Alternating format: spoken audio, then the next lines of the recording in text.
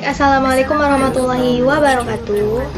Perkenalkan, saya Selara Zumarda, NIM 1830201203 dan Perkenalkan, nama saya Sofia Agustin, NIM 1830201207. Pokok pembahasan yang akan kami paparkan yaitu yang pertama, rumus uji t-test. Yang kedua ada kegunaan t-test. Yang ketiga ada langkah-langkah penggunaan t-test. Yang keempat ada contoh. Dan yang terakhir yaitu interpretasi. Baik, materi yang pertama yaitu mengenai rumus uji t-test. Pengujian untuk variabel mandiri statistik deskriptif. Untuk data yang berskala interval digunakan rumus t-test. Jadi rumus t-test ini digunakan untuk menguji variabel mandiri statistik deskriptif yang berskala interval. Jadi rumus perhitungan dalam pengujian hipotesis yang umumnya dipergunakan adalah uji T dan uji Z. Namun demikian, rumus uji T lebih sering digunakan. Kenapa? Karena jika simpangan baku dalam populasi maupun sampel sudah diketahui, maka digunakanlah rumus Z. Begitu juga sebaliknya, jika nilai simpangan baku belum diketahui, maka kita menggunakan rumus T. Jadi dalam sebuah penelitian yang digunakan adalah berdasarkan pada sampel yang nilainya simpangan bakunya belum diketahui. Jadi apabila simpangan baku tersebut belum diketahui, maka kita menggunakan rumus t-test. Jadi dalam sebuah penelitian yang digunakan adalah berdasarkan pada sampel yang kita nilai. Jadi sampel yang nilainya simpangan bakunya belum diketahui, maka kita menggunakan rumus T. Tujuan dari t-test yaitu untuk mencari apakah adanya perbedaan antara nilai yang dihipotesiskan oleh peneliti dengan nilai yang sesungguhnya. Jadi menurut Santoso, ciri utama dari uji T adalah pada jumlah sampel yang relatif kecil, di mana besar sampel yang masih bisa diolah dengan menggunakan uji T adalah sebanyak 30 sampel. Jika sampel lebih besar dari 30, maka yang digunakan adalah uji Z. Syarat dari uji bahwa suatu data dapat dilakukan uji T yaitu varians populasi harus sama dan kedua data harus berdistribusi normal. Jadi rumus pengkajian hipotesis deskriptif satu sampel melalui uji tes adalah sebagai berikut. Teman-teman dapat melihat bahwasanya ini merupakan rumus uji t-test. Di sana terdapat keterangan-keterangan, teman-teman bisa lihat. Oke, setelah teman-teman paham, kita lanjut mengenai metode uji T. Jadi metode uji T ini terbagi menjadi 3. Yang pertama, ada uji one sample t-test. Yang kedua ada paired t-test atau t-test yang berpasangan. Dan yang terakhir yaitu independent sample t-test atau t-test yang tidak berpasangan. Jadi untuk yang pertama yaitu kita akan membahas mengenai uji T. Yang pertama yaitu one sample t-test. Jadi one sample t-test ini merupakan teknik analisis data yang membandingkan suatu variabel bebas dengan data yang telah diperkirakan sebelumnya. Ada 2 jenis hipotesis untuk menentukan nilai t-table pada uji one sample t-test, yaitu hipotesis yang bergerak ke kanan dan hipotesis yang bergerak ke kiri.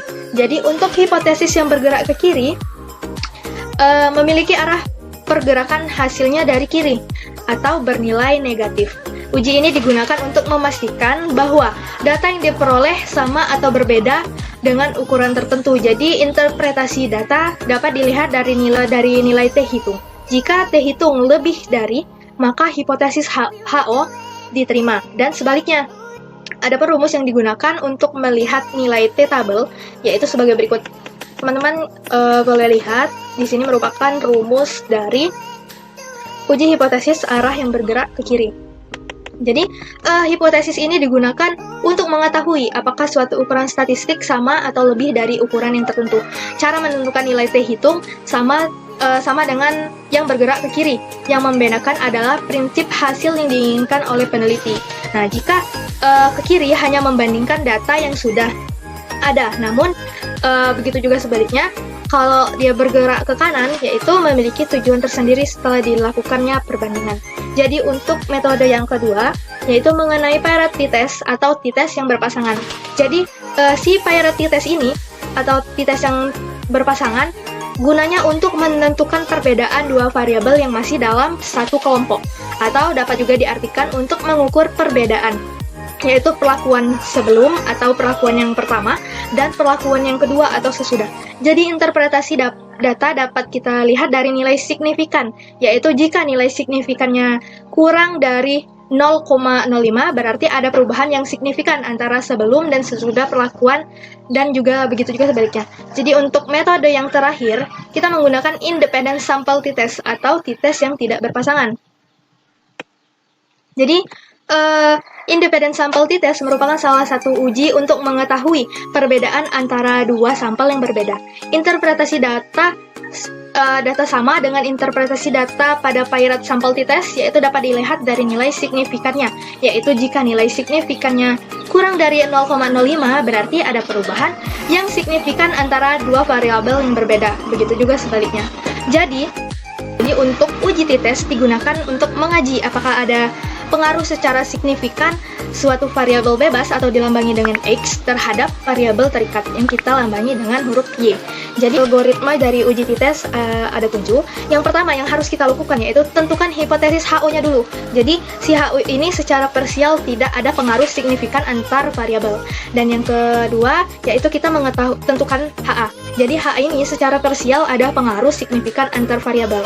Yang berikutnya yang harus kita lakukan yaitu tentukan tingkat signifikannya. Biasanya standar dari signifikan ini yaitu 5%. Nah, setelah kita mengetahui tingkat signifikannya, kita tentukan T-hitung. Nah, setelah T-hitung, kita lanjut tentukan T-tabel. Nah, yang selanjutnya, tentukan kriteria penguji. Jadi, misalnya, HO diterima jika T-tabel kurang dari T-tabel. Nah, jika HO ditolak, maka T-hitung lebih kecil dari T-tabel atau T-hitung lebih besar dari T-tabel. Yang selanjutnya kita bandingkan. Nah, di sini kita membandingkan T-hitung dan T-tabel. Yang terakhir, setelah kita bandingkan T-hitung dan T-tabel, maka kita akan membuat kesimpulan. Misalnya, T-hitung lebih besar dari T-tabel, maka HO diterima secara parsial tidak ada pengaruh signifikan antar variabel.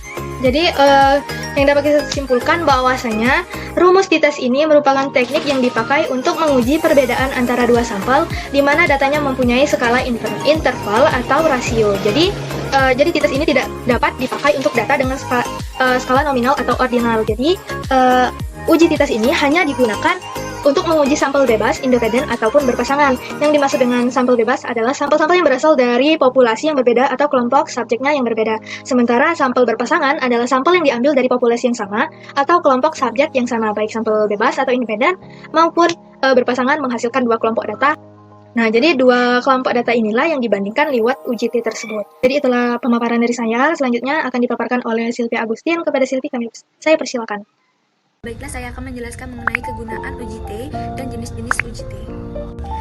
Kegunaan uji T adalah sebagai yang pertama, alat analisis data untuk menguji satu atau dua populasi. Yang kedua, sebagai pembanding antara dua rata-rata untuk membandingkan apakah perbedaan dari rata-rata tersebut nyata atau hanya kebetulan. Untuk uji T satu sampel membandingkan rata-rata sampel dengan min acuan. Yang keempat, untuk menguji perbedaan dua min data. Yang kelima, untuk menentukan apakah dua sampel yang tidak berhubungan memiliki rata-rata yang berbeda. Yang keenam, untuk menguji nilai tengah populasi mu sama dengan nilai tertentu mu 0. Lawan hipotesis alternatifnya bahwa nilai tengah atau rata-rata populasi mu tidak sama dengan mu 0. Yang ketujuh, untuk menguji hipotesis ketika informasi mengenai nilai varians yang tidak diketahui. Ada dua jenis uji T. Yang pertama, uji T cuplikan kembar, dan yang kedua adalah uji T amatan ulangan. Uji T cuplikan kembar adalah teknik statistik yang digunakan untuk menguji perbedaan min sampel random bebas atau biasa disebut dengan sampel mandiri atau sampel yang tidak berkorelasi.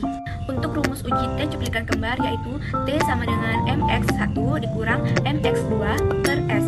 Dengan keterangan T itu adalah nilai uji T, mx1 adalah min kelompok 1, mx2 adalah min kelompok 2, dan S adalah salah baku perbedaan antara dua min. Rumus S tadi yaitu S sama dengan akar kurawal sigma x1 kuadrat ditambah sigma x2 kuadrat per n1 ditambah n2 dikurang 2 tutup kurawal dikali buka kurawal 1 per n1 plus 1 per n2 tutup kurawal.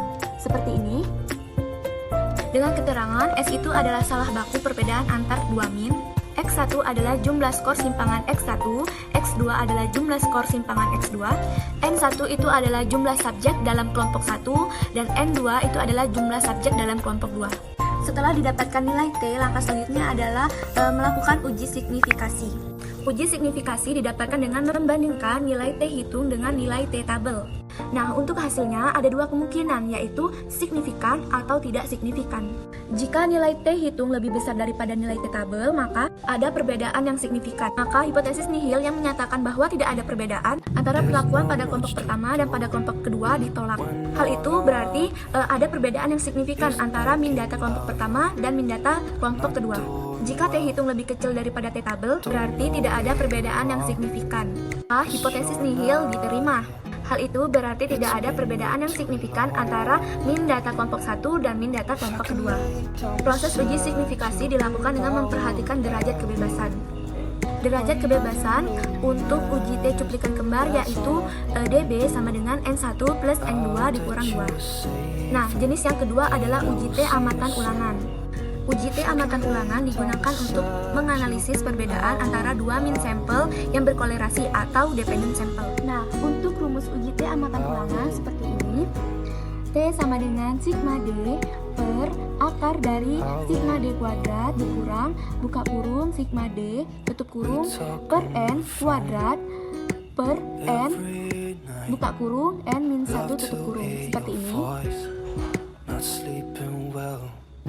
Dengan keterangan T itu adalah uji T amatan ulangan, yang D itu adalah perbedaan antar skor yang berpasangan, kemudian ada N itu adalah jumlah kasus. Sama dengan uji T cuplikan kembar, uji T amatan ulangan ini juga menentukan signifikasinya harus melihat T tabel dengan T hitung. T tabel dan T hitung tersebut dibandingkan, kemudian kita harus melihat juga derajat kebebasannya. Derajat kebebasan untuk uji T amatan ulangan yaitu DB sama dengan N dikurang 1.